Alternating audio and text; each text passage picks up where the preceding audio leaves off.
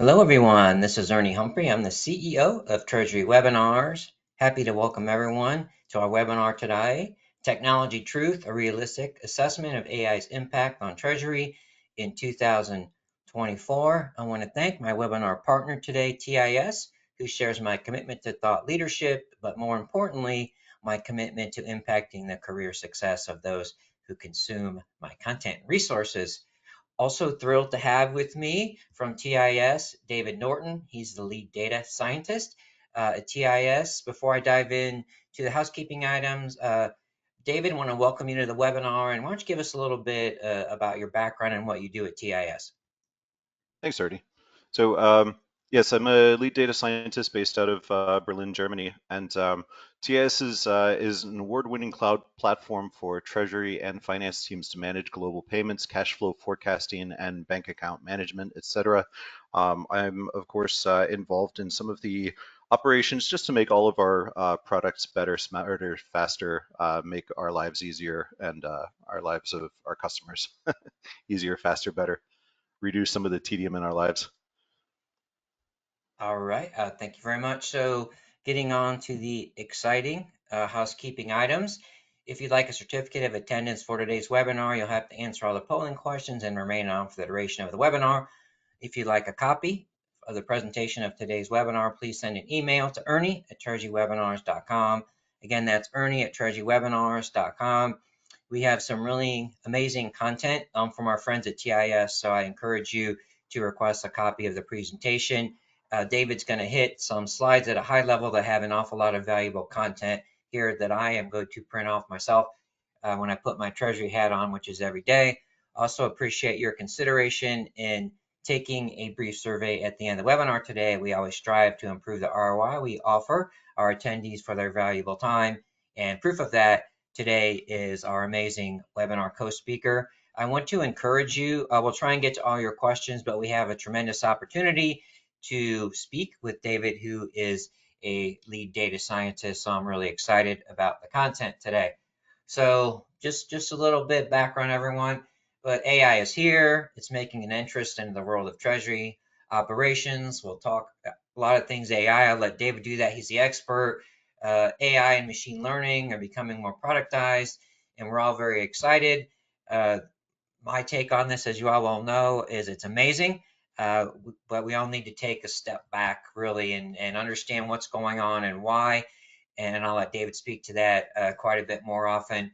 But we need to understand why we're using it and how we're using it and not get too far into the weeds because I'm not a data scientist. The good news is there are experts like David that are working to make sure AI is implemented correctly into the product solutions that we use to deliver more strategic values. Treasury professionals, so just not a big surprise, but just another reason why it's here to stay. Investment in AI technologies will reach 200 billion by 2025. I have no doubt that's going to happen. So you're going to continue to see more hype and more hype. My view is to have a tempered view of it and just digest and focus on things that are important and look to experts, your peers, and experts like David to help us focus on what we need to focus on in terms of delivering the most valuable possible from our jobs. Quick agenda for our roadmap today. Don't worry, I'm going to let David do most of the talking. I'm going to run us through a little bit. I want to take a step up from AI and talk about treasury and technology so we get in the mindset for right sizing AI in our organizations. And then I'll turn the floor to David, who will roll through a brief history and overview of AI. Again, there's going to be a lot of information there. So if you want to copy the slides, please send me an email. And then David's going to share with us the current state of AI within Treasury, what he's seeing, what they're seeing out there, and I will have a conversation around that. We'll talk about the key considerations in AI and Treasury. Important there, some specific recommendations for you to consider as your organization not only adopts AI in Treasury, but adopts AI as well and create that culture of AI, whatever that's going to look like at your company. And then David's going to share with us some AI and Treasury, some use cases, and then we'll wrap things up with some final thoughts. So let's take a look at Treasury in technology here. So again, I want to take a step up. So I like to look at it, okay, when we talk about technology, first let's talk about what are the goals of the Treasury Department, and what are the metrics leveraged to use and measure and monitor Treasury success. And we may be looking at some different metrics, especially as we look at AI adoption. I'll let David talk more about that later. And we have to be a little bit careful on the metrics that we're looking at for AI. You want to look at what are the current barriers to reaching and exceeding your goals in terms of people and process. And so, me, it's like you take that look in the mirror and then really to start to look at the role that AI can play. How can technology mitigate or remove these obstacles? And then, how can we best leverage AI to leverage best practices and emerging best practices? So, what are our goals? What are the challenges that we face in meeting them? What are the opportunities that we have to deliver more strategic value? And then how can AI help us reach those goals? And then just to take a look in the mirror at your barriers and pain points. A lot of times, what I tell folks is you're looking at where you are and where you want to be. It looks like Mount Everest, but as soon as you dive in and really look at those inherent barriers there, you can start to knock those down, and it's not quite as much of a climb, especially when we have technology to help us along the way. Maybe we can find some stairs or a slow moving elevator because we don't want to move too fast. So we want to look at some barriers I see quite often. Success is not defined. I've done research the last 5 years, and companies don't really have success. One of the things I like to point out is cash forecasting is important. That's not how I would define success. Cash forecasting informs better decisions and gives us data-driven decision making, which empowers those better decisions. So it's not the cash forecasting itself, it's the impact that it has on improved decision making. Now you want to look at our people as well, right? What are the skills gaps that we have?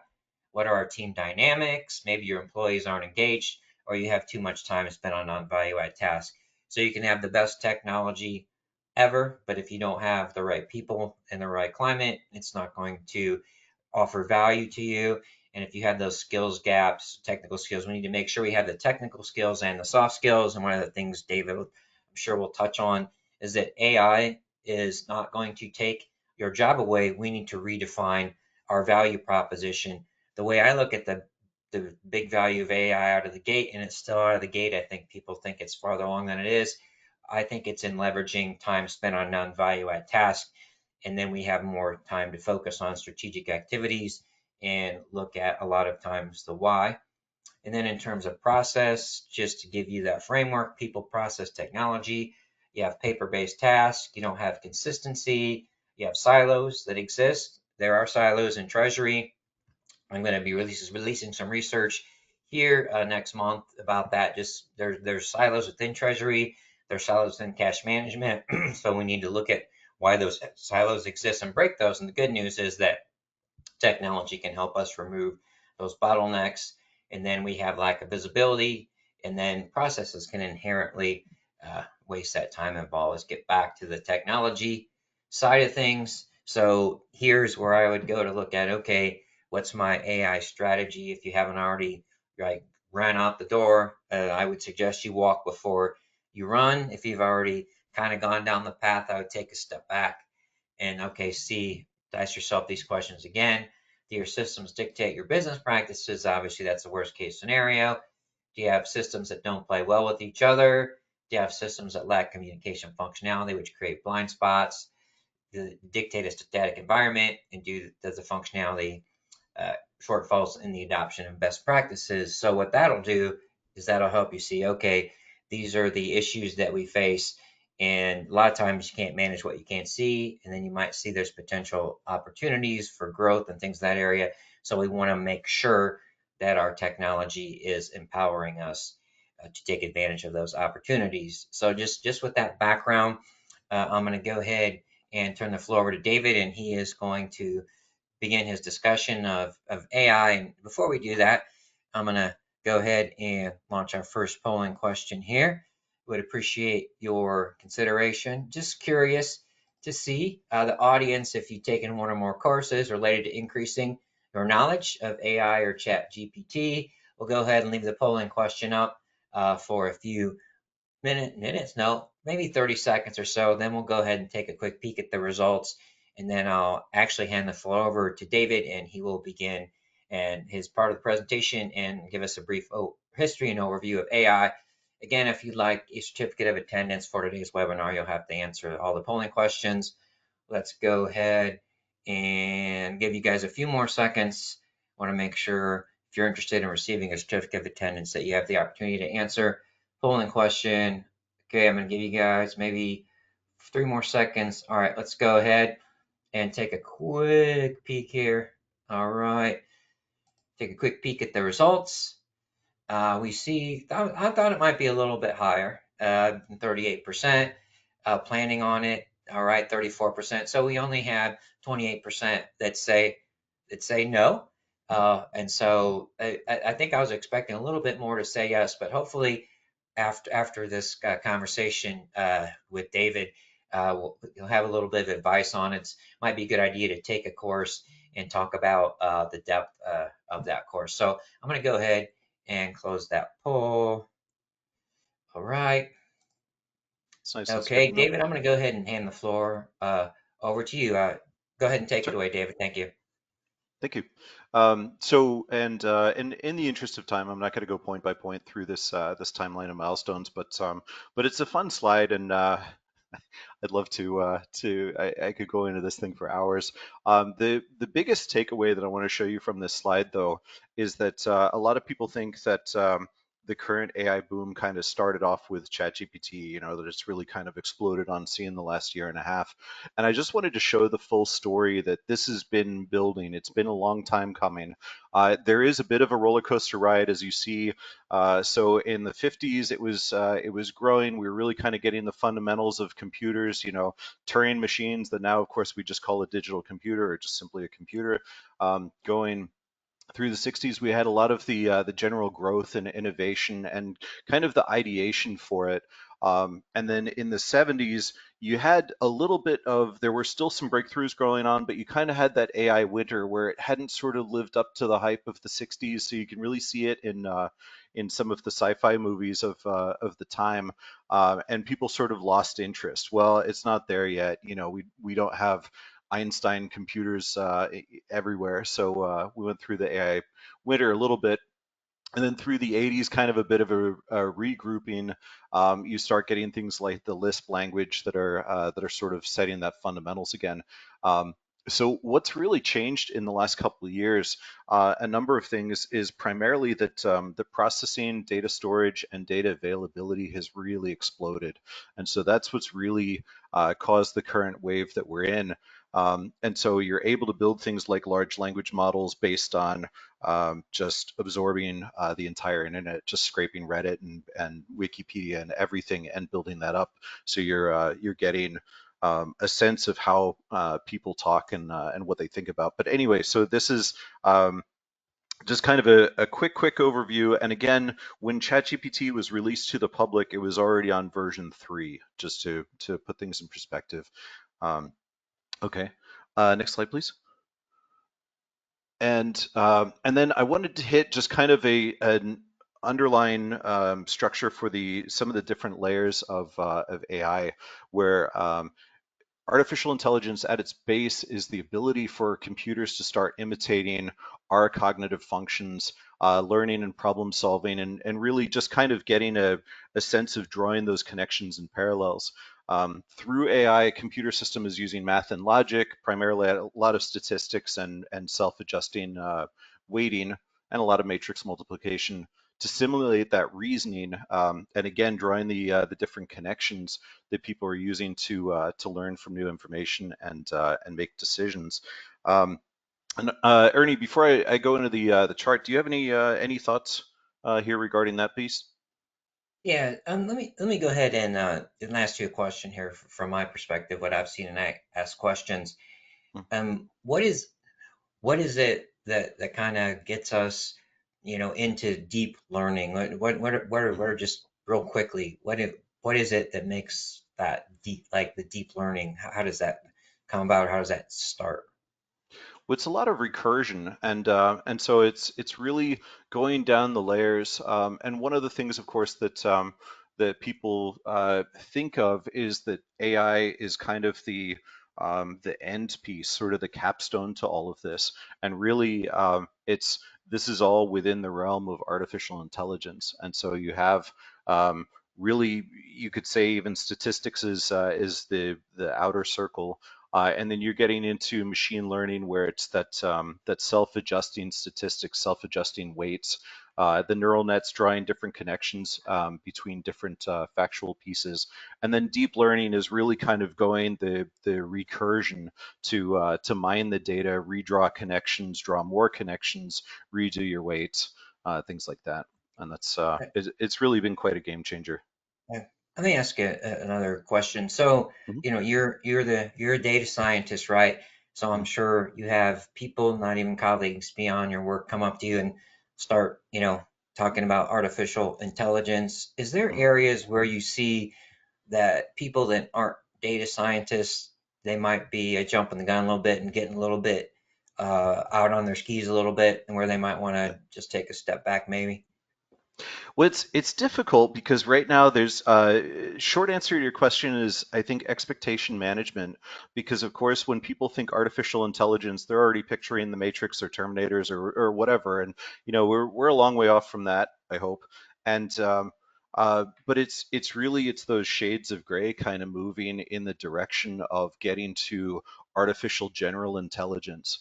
And so we have a lot of different steps to get there, but it's difficult because it's not just kind of a solid forward wave. You kind of have these fingers of growth where you have something like ChatGPT that seems very intelligent, can be very conversational, with each successive revision of it, seems very conversational, kind of seems like it's almost conscious, seems like it's thinking along with you, but it's not because it's still based on vector databases and it's still kind of as great as it is. And yes, I use it every day.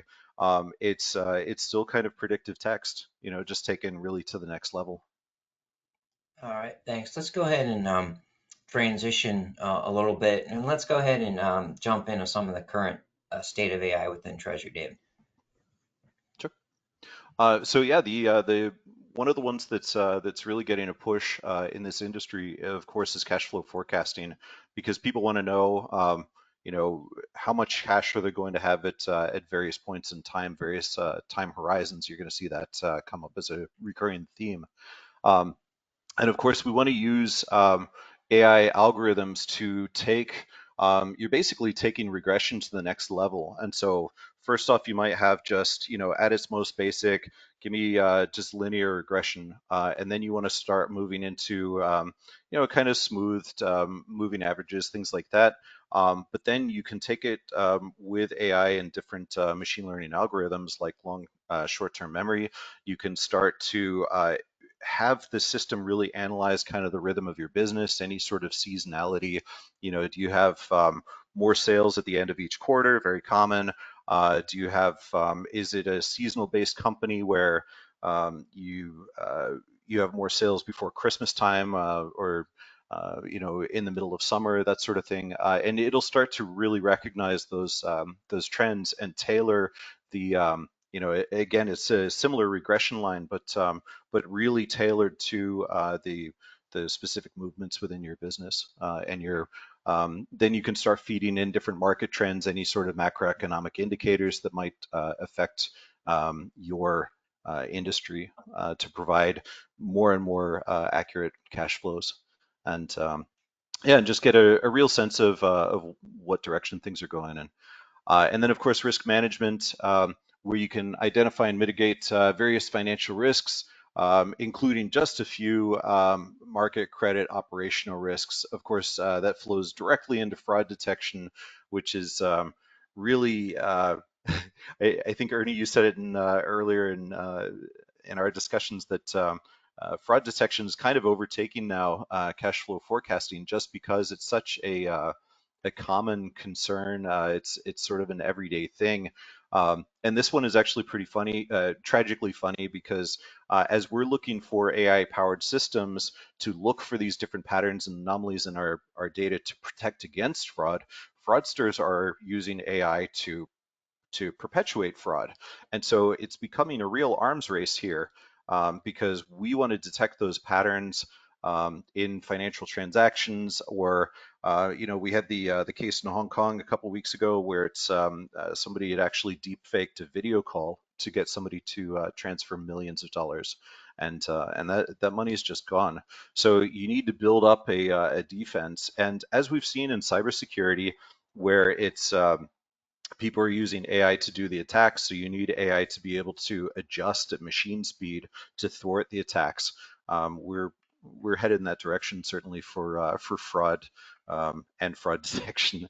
Uh, and then, of course, reconciliation. You want to be able to automate reconciliation of financial transactions just to reduce a lot of TDM in your staff. And again, this is the type of thing that machines do extremely well.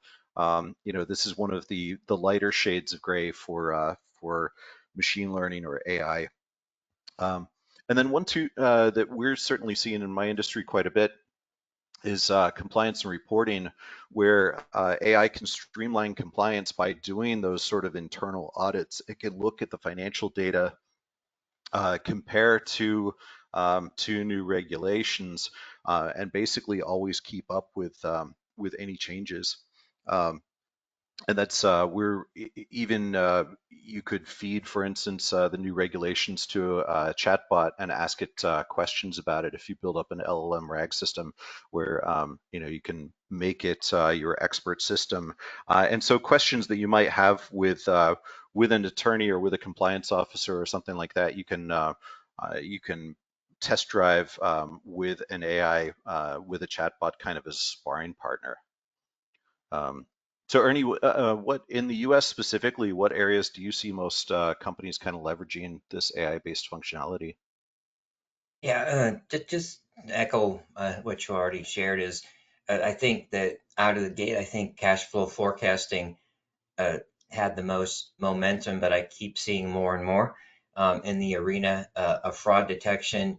And Mhm. then I just wanted to point out it's obviously important, to use AI in fraud detection. In Treasury, sometimes we are laser focused as we should be, right, on our outgoing payments and things of that matter. But the things Dave and I talked about, there's also a lot of internal fraud that goes on. And so having AI powered systems as well to look at patterns on expense reports and things of that nature are really important. Changes in uh, banking information and things like that. So I think fraud is going to continue to be an area of importance, and I hope people focus a lot more on the internal fraud, as that is obviously a concern. And what else? And kind of also to dovetail, what sticks out to me is the opportunities for me and pain points that I had in Treasury, the reconciliation.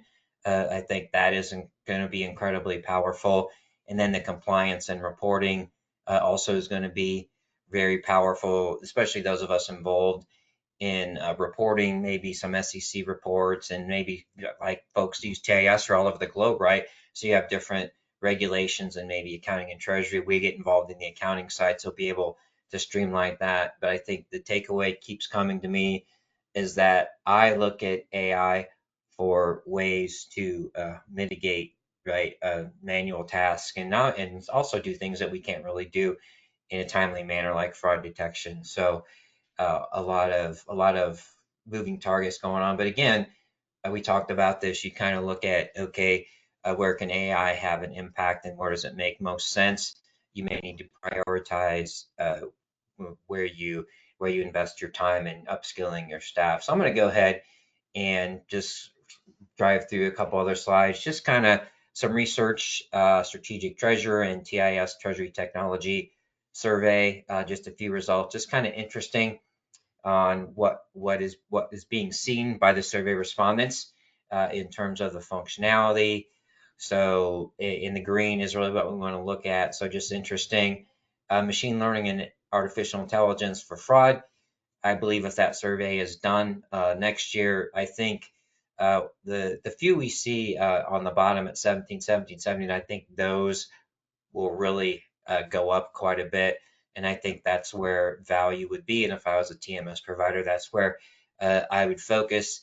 And to me, another key area which I haven't seen in TMSs is benchmark performance and other peer sets as well. And then I think the disturbing part of what we see is unsure. So, as a Treasury practitioner who has invested or will invest, these are questions I would be asking my providers. Why not? These things are important and valuable to me. So, what is your roadmap there? So, we don't have to go out and construct the tech stack where we might have a tool that already has this functionality embedded, which we need. David, what are a couple things that stand out to you here? Yeah, absolutely. The adoption rate, as you said, is going to be kind of slow and steady. And one thing, a couple of years ago, we were talking about that.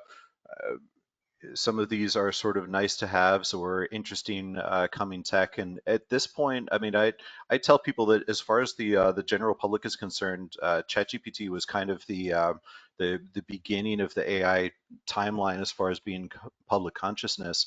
And at this point, it's not a question of if it'll happen or when it'll happen. It's happening, and I would say in general, anybody who's not in the green here is already a little bit behind. Um, it's this is the next. It's not just the next paradigm; it's the next couple paradigms hitting all at once. Right. And just to kind of dovetail on that, what I would encourage people just, to look at their current systems and there may be some functionality that you're not using and they may already have this capability. So just make sure that you understand the functionality that you have and how it's Mhm. being used. And so sometimes, it's like, hey, do you use AI? Well, you don't realize it, but you do. Does AI impact your life? You could go through Siri and all these other things. So it's just really being aware where it's at, where it's being used, and where and what the roadmap looks like.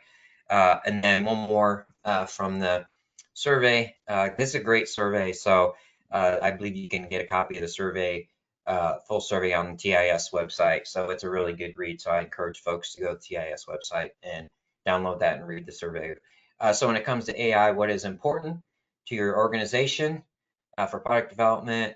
So again, important to us, the use of AI ML for fraud forecasting and other areas.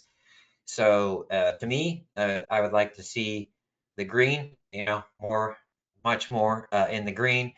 But again, the uh, the gray area to me is just a little concerning for me. In my mind, these areas are all important for fraud and forecasting, and then some of the other areas that we had. David, what are a few things that pop out to you here, insight you want to offer to us? Yeah, I completely agree that fraud prevention, protection also, and forecasting are really the catalysts for all of this. But then the I'm glad to see the 23% are important to us now for other areas, because the other areas, well, we could go on for hours about that.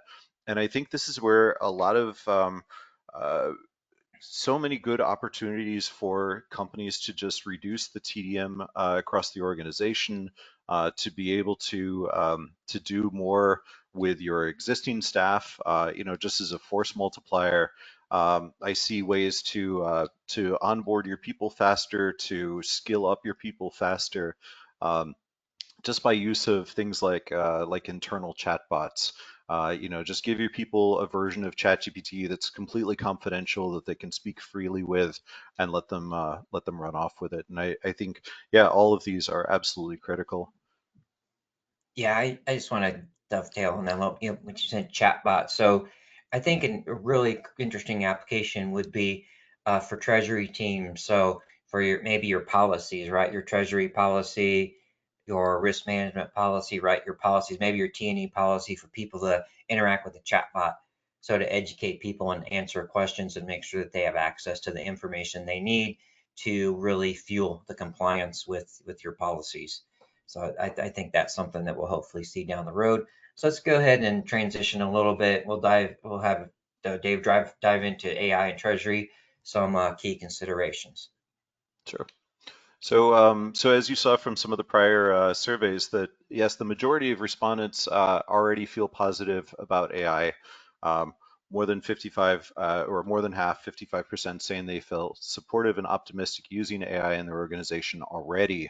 Long-term optimistic, long-term sentiment is even more optimistic, and especially as we're seeing different applications of generative AI, where it's not so um, it's nebulous, but it's becoming more tangible as we go on. And so people are seeing it saying, oh yeah, I don't need image generation or video generation necessarily, but I'm starting to see where, using this as a copywriter would be great. Using this to audit my systems would be great. Or as we mentioned a few slides, where if you have a system that can just watch for fraud 24/7, things like that, they're really seeing kind of the where it fits into the different use cases. And Uh, so it's really nice. Go ahead. yeah, I just sorry, I didn't mean to interrupt you. I just wanted to make sure people understood what generative AI is. Could you just give us a real quick Sure. definition there? Yeah, so generative AI is just basically using AI systems to generate new content. And Okay. so anything from the obvious example is something like ChatGPT, where you can say, hey, could you write me an email that you give it a quick paraphrase sentence and then say, okay, rewrite this, but do it more formally or something like that. Do it more diplomatically in my case, and it writes a whole paragraph of stuff. But you're also seeing this. The music industry is contending with this, where people are having AI platforms that you just give it the theme of a song and it creates it music and everything, and this thing is radio ready in a matter of minutes. And yeah, we're seeing where the movie industry is starting to feel threatened. Certainly, they had the writers' strike a couple months ago, because generative AI specifically has actually become a concern to writers. And so we're going to see some really interesting cultural effects in the next 5 to 10 years that, well, in the next 10 years, I'll say, because it's already started, that you're going to see some industries really pushing back and fearing this. So you'll kind of get divided into to two primary camps of you either love generative AI or you really hate it and see it as a threat. And it's going to be interesting times. All right, thank you. I'm sorry to jump in there. I just was thinking as a practitioner that maybe I hadn't heard that yet. No, good. It's All because right. I know today we're focused primarily on Treasury, but Yeah. this is really going to affect every facet of our lives. Yeah. Okay. What should organizations then consider regarding industry adoption? Number one, this technology absolutely is evolving rapidly and faster every year.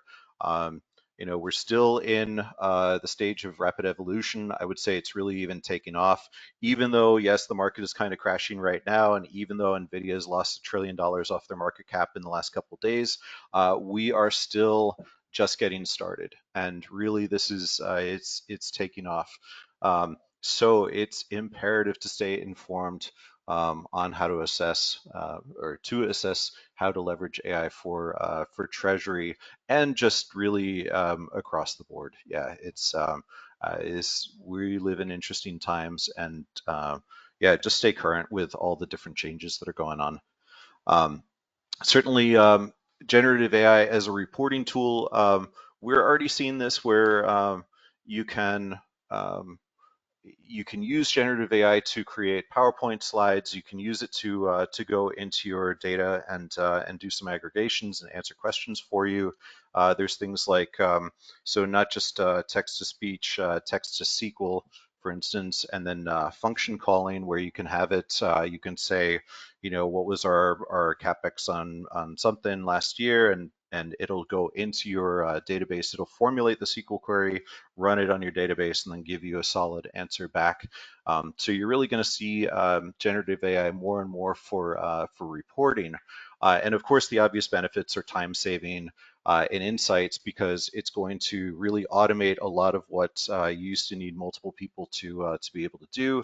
But then to draw some of these parallels and insights, when you give it more full omniscience into your system, and we'll see this in later slides too, it can draw these parallels that are just, in some cases too big for us to see. We there's just simply too much data, and so you need the real computational power to see what the trends are. Um, And then, of course, AI opens up programming roles to more individuals. You can do this right now. You can go into ChatGPT and ask it to write you a code snippet for a language that you've never used before. Companies are using this right now to modernize their existing code, where you take if you've got something on a legacy system and kind of a legacy or sort of fading language, you can translate it into whatever you need. You can say, take this old code and rewrite it in Python, and it does a brilliant job in it, or JavaScript, or as you need. Um, and so I think we're going to, and again, this is not to replace your veteran coders. I think it's going to make Gen Z's life a bit more difficult to get started, but certainly using AI to generate code is going to really be an empowering piece for especially non-programmers, where it's going to reduce those barriers to entry and give you a lot more power to just move forward at your own speed. So I think this is going to be, it'll really democratize development across a number of different facets. And this is one of the things that's going to then backfeed into that first one, where the technology is rapidly evolving, because you're going to have people inventing things who before just didn't have the technical wherewithal to be able to code them up. I mean, you already see this now with full websites can be made just by giving it a few sentences of suggestions. So again, interesting times. And then, yeah, so miniature tech golden age has spawned from AI. And again, you've seen this in the stock market over the last year and a half, if nothing else, driving a whole new era of technology investment and innovation that's driving exponential improvements to numerous processes, which is such a severe understatement, but it's completely true. It's really going to shape the world. I mean, this is a once in a generation event that I think, even though we're going to go through the hype cycles, we're going to go through, again, these bizarre expectations. We had a lot of companies in the dot-com boom that just had no real business being companies. You're going to get a lot of that too right now with AI companies, coming up with stuff for AI socks or something, AI toothbrush I've already seen. And you're some of these, people are just throwing everything against the wall to see what sticks and what IPOs really for them. And you're going to see a lot of companies fail, but we're going to come out of this from the other side in a completely different space, and it's going to be really interesting stuff.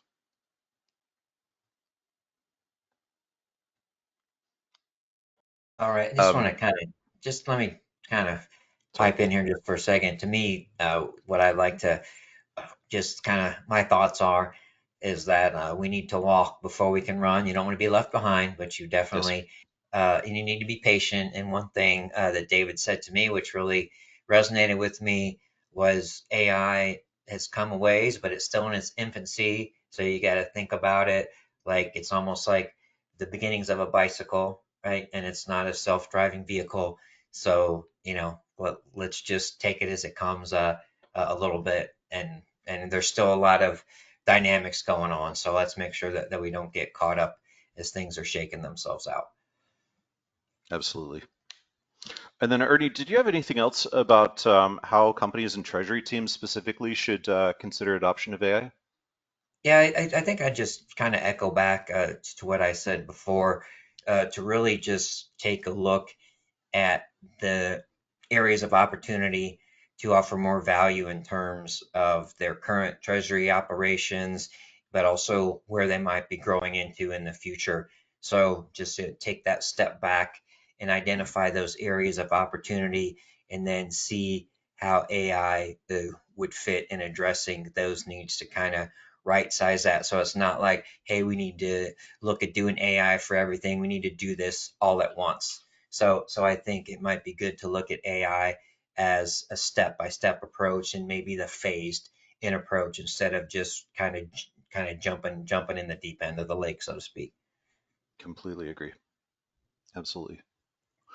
And so, yes, at a basic level, I think, yeah, so building on what you've just said, Most basic, so bottom left is educating your staff and teams on what's available in the market, but then also what's possible, manage the expectations, manage the scope, go into this step by step, do a lot of POCs, do a lot of waypoints, and and just see what works. Certainly, you want to find the right use case. You want to start off with, I've had people approach me and say, "Can you just make an AI product?" Well, and what? You need to have a good, solid use case first that you want to use this for. But I think that all these actually fit in nicely together, educating your staff and teams and finding the right use case. And you need something that's going to fit your business, your industry, and then just make it better. Yeah. And then, of course, moving on upward toward the more strategic level, you've got to harness your data effectively to benefit from AI. You need to have the right data available. You need to have it cleaned, which, of course, we'll cover several times again, just because it's so critical. Is just being able to use your data effectively with the existing AI systems. And so this feeds back on the education of what's available, what's possible based on market offerings. And then as the technology is progressing, of course, just to stay on top. And then, of course, staying in charge of strategic final decision making. So you've got to keep in mind the biases in AI, and you can introduce bias within your data. So this is where it starts getting a bit more nebulous. It starts getting a little bit less tangible.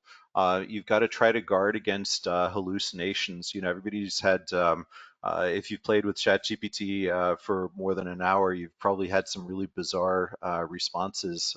It's getting smarter all the time, but you probably had some bizarre responses where instead of it just saying "I don't know," it hallucinates, and sometimes the results can be funny, but that's not, funny. Of course, is not what you want when you're working on strategic decision making with your systems. So it's all just things to keep in mind. And then in the next column, so what's required by Treasury for AI usage to be effective? You've got to have the knowledgeable staff, invest in training, get yourself a good data scientist and data engineers. I would say multiple data engineers per data scientist.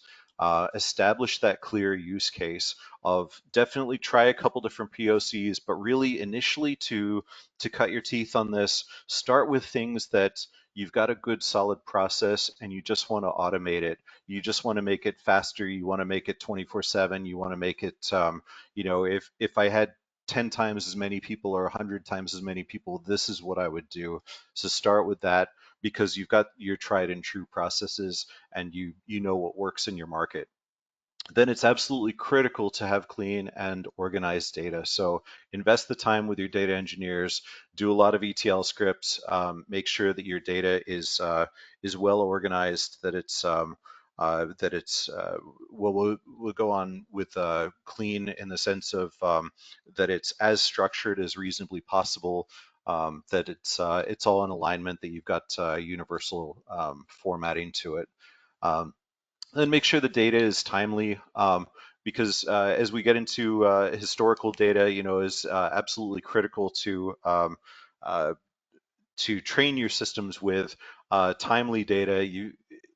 It doesn't matter if something happened 10 years ago, it's a different world now. And so you want to always have your up to the minute data. And this is where things like I mentioned, text to SQL, for instance, or function calling, where it's, I ask a plain English question, it translates it into SQL because in the instruction header, it's already got your data schema within your systems, and then can formulate that query and run the query and then provide you with your response, but you've got to have your most current data for that.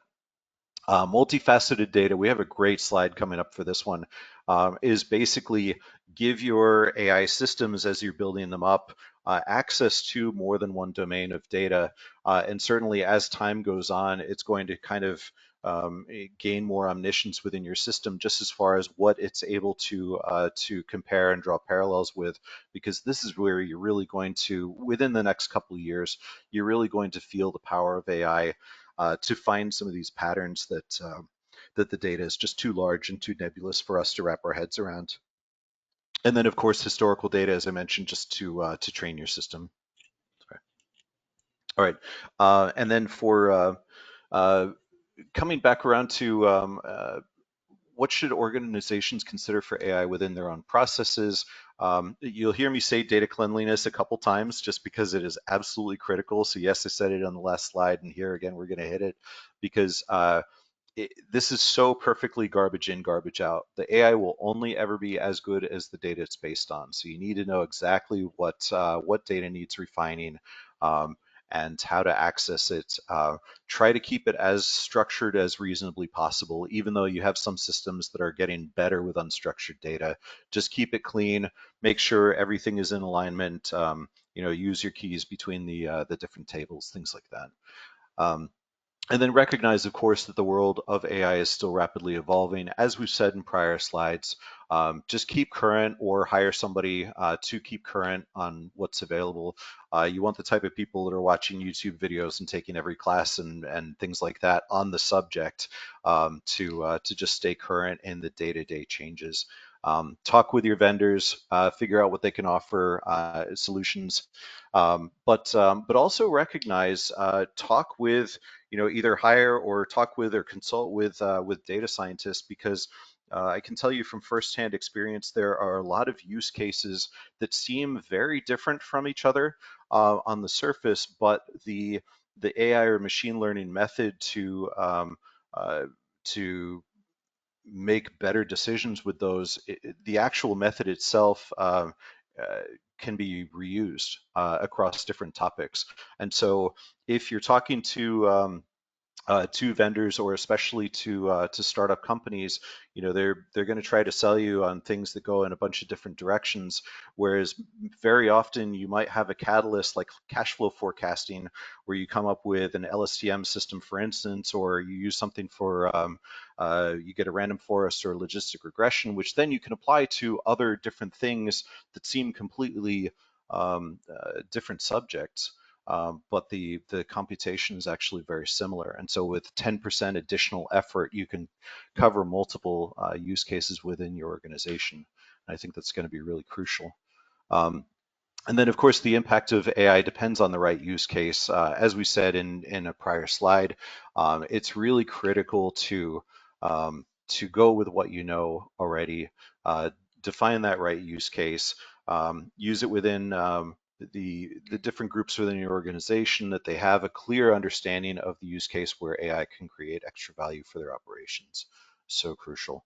Um, and then leveraging AI requires a shift in Treasury's focus, because at its most basic level, you can automate some of your existing processes. You can make them faster, you can make them more scalable, things like that.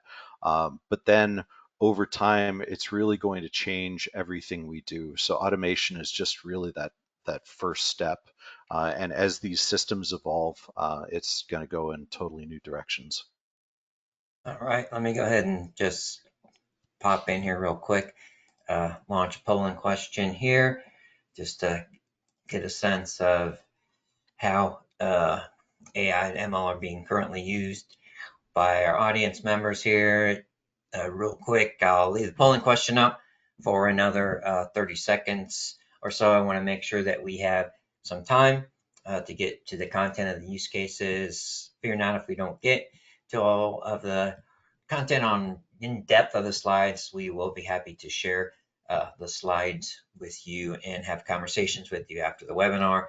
So I'm going to go ahead and leave the polling question up. I'm going to give you guys few more seconds here to be mindful of our time. I want to make sure we spend as much time as possible absorbing the great insights that David has to offer for us. Let me go ahead and, all right, I'm going to go ahead. Share what we saw was fraud detection 29%, which was the leader, and AP was 18, and cash forecasting was 16%. So I was a little surprised Mhm. to see that. So let me share the results. Fraud Yeah. detection, which is what I saw. I think we have a pretty much a lot of a US based audience, so I guess that clicks. I thought cash forecasting maybe a little higher. And the good news is a lot of folks have a lot of opportunity if they have not yet join the race, and let's inspire these folks to walk and get themselves into the game. So let me go ahead and pass the floor to David and just dive in just a little bit at high level on the AI in action, a little bit use case. Sure. Yeah, I was a little surprised to see AR was higher than cash flow forecasting on the list, Yeah, but yeah, definitely a critical component to, a good first step for cash flow forecasting. Okay, so yeah, so AI and fraud detection in action, you obviously want to check for any deviations from usual patterns. Um, such as payments fraud, money laundering, cybersecurity event, terrorism financing, or an operational issue. And unfortunately, we're always thinking of hackers and bad actors and even state actors in some cases. But unfortunately, a lot of the time, the payments fraud is internal. Is it's yeah, where somebody just puts a little enhancement on a payment, so it makes it a bit difficult sometimes to detect that. So first off, you start off with the rule-based anomaly detection. Which is, of course, using a predefined list of rules based on transactional and dynamic data. So starting off with rules of things to look out for, and then you want to develop your alerting mechanisms. Um, and um, and this is like Tesla with their self-driving cars had a long list of rules, but then has since switched over, for instance, to AI um, uh, for actually developing its systems and learning on the fly. And so we've got a system for this. One of the big takeaways that I wanted to get across for this slide, sorry, I'm jumping ahead of myself, is that when we talk about rule-based detection and AI, this is not AI is going to replace your rule-based systems. It's an augmented system.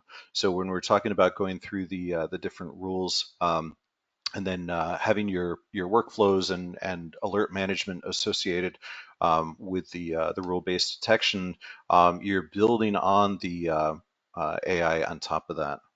Oops. Okay.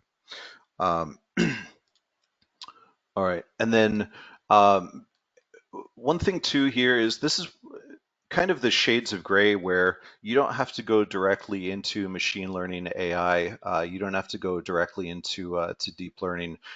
When we talk about some of these anomaly detections, you can start off with simple statistics and build up from there. And so, in addition to your rules, you can have, is a payment amount outside of one or two standard deviations of normal? That you can set some of your own weights pretty easily within your system, but then taking it, applying some machine learning recursion to it really takes it up to that next level. And so, for instance, you can combine any of the rules of detecting payments above a certain range of historic predefined payment amounts to a beneficiary. So if you have a certain amount that's $1,000 or €1,000 per month, and suddenly it goes up to, we're all dealing with inflation. So if it goes up by 3%, depending on your thresholds, that may be fine. But if it goes up significantly more, if suddenly it jumps up 50%, then that's something certainly to set a warning for. Um, and so detecting urgent payments to certain bank accounts, because fraudsters love false urgency to get people to make mistakes. Detecting unusual currency transactions from bank accounts, where yeah, certainly to less savory areas of the world or tax havens, things like that, you might get some interesting transactions. Detecting anything. So this is a good example, the non-salary payments from HR systems, but really any sort of payment that deviates from its standard use case from any system. Um, and and something where even just watching your expense spend as those expense reports coming in, if you have something that deviates significantly from kind of the usual noise, the usual pattern, this is something too where AI can take into account seasonality. And so if you have your people traveling more often certain times of the year, then their expense reports, for instance, naturally go up more than the rest of the year. Then the AI system can analyze that. All right, and then certainly finding patterns. Uh, within the systems, this is where some of this just comes down to brute force automation. Instead of just reviewing your customer data one by one and looking for patterns, this is where you can use, let it really run at machine speed. Let it take into account the first off, it's running 24/7. It takes into account seasonality or just kind of the standard rhythm of your business. And then sometimes it's hard to find out to deduce how and why a pattern customer's payment pattern is influenced, but the more factors that you give into your system, the more it can see kind of the root causes of that. And one thing too, I want to say here, to augment the rule-based detection systems is as you're building up more rules and doing, applying more machine learning principles to fraud detection, you're going to get more false positives. And so one of the things that you want to do is leverage AI to really reduce the amount of false positives. All right, and then Ernie, do you want me to just skip that in the for the sake of time? Yeah, just go ahead. So we're Okay. mindful of our time here. Yes. Yeah. This is a great slide Yeah. on the data dynamics there. So I think this is a slide that is valuable to kind of go through just to really reinforce a lot of the content that David's already told us about some of the concerns, right? So why don't you go ahead and drive us through real quick Sure. the best practices, and then I'll go ahead and get us wrapped up with some final thoughts. Appreciate that. Yeah, and that was a good example of some of the multifaceted data that we've alluded to before. Yeah, absolutely. And so going quickly through this is just understand what the rhythm of your business is, understand what some of your cash flow drivers are. I'm glad to see that many of you are using AI for and machine learning for AR. Also understand your working capital drivers, and then define what your time forecasting horizon is if you're going for short, medium, long-term forecasting, um, and then what the sources are per time horizon that's going to affect that. Again, some of the seasonality. And then, yeah, just integrate and consolidate your data with smart workflows. Just make sure that you're taking everything into account that might really affect your cash flow. Give that into your AI system, and then use that to define some of the logic. And finally, apply the actual machine learning algorithm. And one thing also is you can use multiple algorithms and then kind of create an ensemble of advisors who effectively you get 6 different answers, but most of them are in agreement, or 10 different answers, and kind of to a certain degree throw everything against the wall, see what sticks, and then use that to drive forward and choose which algorithms work best for your business. All right, thank you Sorry, very Ernie, much. back to you. No, great insights. It's what I'd like to say on this slide is you look at 1, 2, 3, 4, 5, 6, and then 7 is the fine tuning where you apply the machine learning algorithm to really unlock the value. So we have to make sure that we've got 1 through 6 right before we really discover that value, right, from the AI piece. So let's go ahead. I'm going to go ahead and launch final polling question here as I and be mindful of our time. And then we'll go ahead and wrap things up. Appreciate everyone. There's so much content to cover, so appreciate you. A little patience. We might run over a minute or two. I'm sure as I was a Treasury practitioner, I would be thrilled to run over a little bit on this topic. So our key takeaways here: you should define Treasury success and how technology empowers that success.